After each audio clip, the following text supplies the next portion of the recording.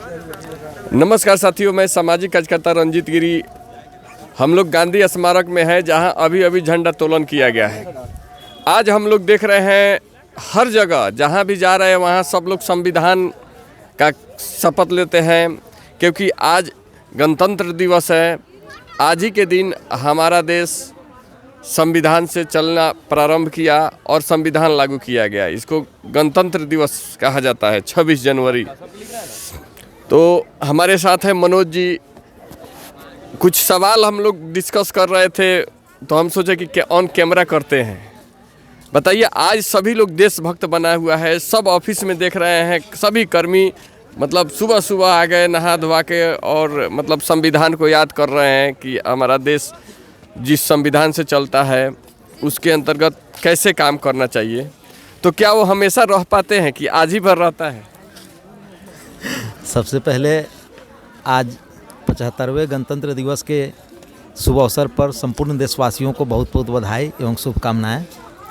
रंजीत भाई, आपका सवाल जो है बड़ा सटीक है और समसामयिक भी है, क्योंकि आज पूरा देश गणतंत्र दिवस मना रहा है, लेकिन जिस संविधान को बनाने में जितने लोगों ने अपना समय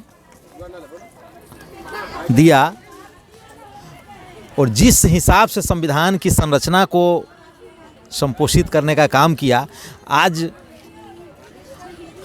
उसकी धज्जियां उड़ाई जा रही है। और हम सभी जो है मुख्य दर्शक होकर के कभी इस साइड कभी उस साइड होते हैं।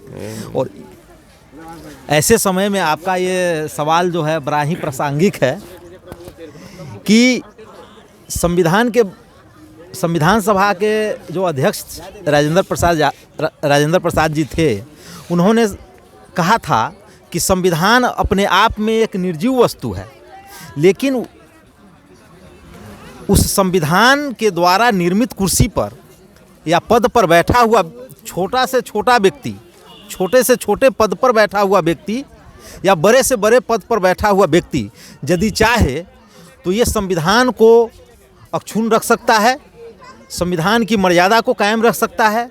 और यदि संविधान अक्षुण्ण रहेगा, मर्यादाएं कायम रहेंगी, रचनात्मक कार्य होगा, तो यह देश जो है निश्चित रूप से विकसित होगा। लेकिन यह सारी चीज़ें जो है आज 15 अगस्त और 26 जनवरी 2 दिन जो है ये झंडोत्तोलन तक ही सीमित रहता है। और उसके बाद जैसे ही झंडोत्तोलन से बाहर आते हैं, फिर उसी परंपरा को लोग बढ़ावा देता है, जिसको जो है बेईमानी कहते हैं, सुविधा शुल्क कहते हैं, उसको गबन कहते हैं, या ईमानदारी की पराकाष्ठा को ख़त्म करना कहते हैं। वो सारे जिस पद पर हैं, जिस रूप में हैं, वो सारे संविधान की धज्जियां को उड़ाते हैं। लेकिन राजेंद्र बाबू ने कहा था कि आप दिल से अपने आप को ईमानदार रहिए और अपनी दृष्टि सुधारिए, सृष्टि अपने आप सुधर जाएगी। लेकिन हम सभी एक दूसरे को प्रतीकात्मक रूप से, परोक्ष रूप से या प्रत्यक्ष रूप से जो है हम लोग सिर्फ एक दूसरे को दोषी ठहराने में लगे रहते हैं। अच्छा सुनिए, एक दूसरे को दोषी ठहराना मतलब अगर हम आपको दोषी ठहरा रहे हैं तो अच्छी बात है, आप भी मेरी मुझ को दोषी ठहराइए। और एक दूसरे को सज़ा दिलाने लगे तो हो सकता है कि सब लोग गलत करना छोड़ दे। तो दोषी ठहराना, मान लीजिए अब गलत को गलत न कहना, ये तो संविधान का और अपमान है, अपने संस्कृति का अपमान है, अपने मतलब सत्य अहिंसा परम धर्म का अपमान है।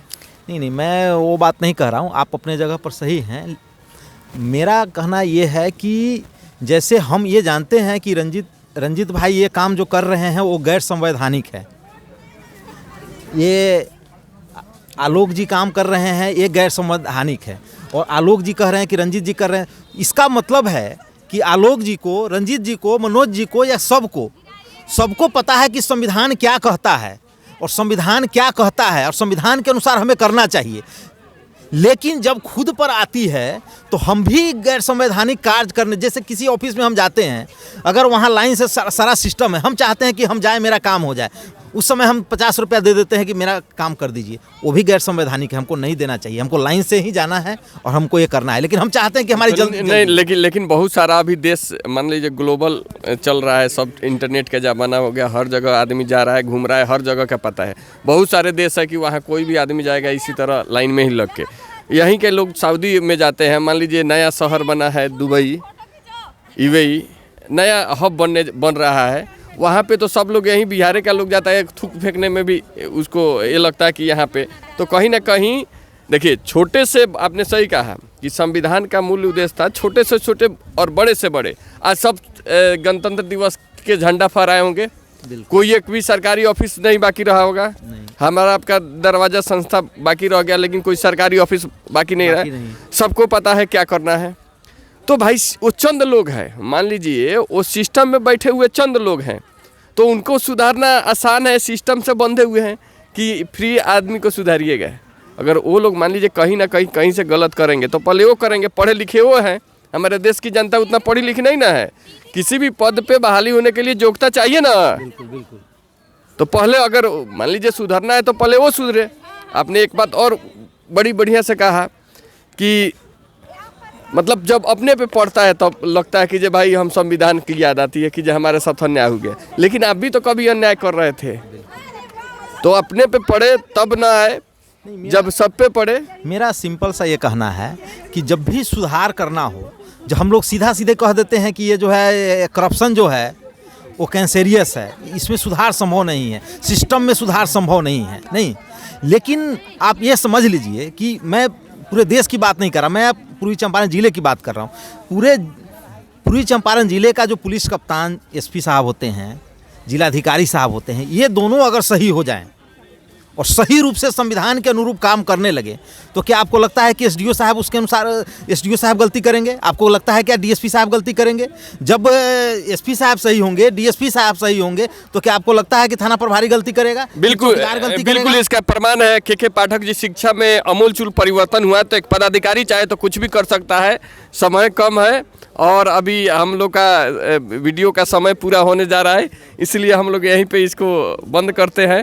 हमारे साथ आलोक जी है, मुनि जी के पौत्र हैं, और मुनि जी तो हमारे चंपारण ही नहीं देश के धरोहर रहे हैं। और निश्चित रूप से आज हर व्यक्ति को ये सवाल करना चाहिए अपने आप से, जो सरकारी पद पे बैठा हुआ है, कि हमने संविधान का शपथ लिया है, संविधान के अनुसार हमें वेतन मिलता है, 7वां 8वां सब वेतन मिल रहा है, तो संविधान के अनुसार आपको काम भी करना चाहिए। जय हिंद, जय भारत, गणतंत्र दिवस की हार्दिक शुभकामनाएं।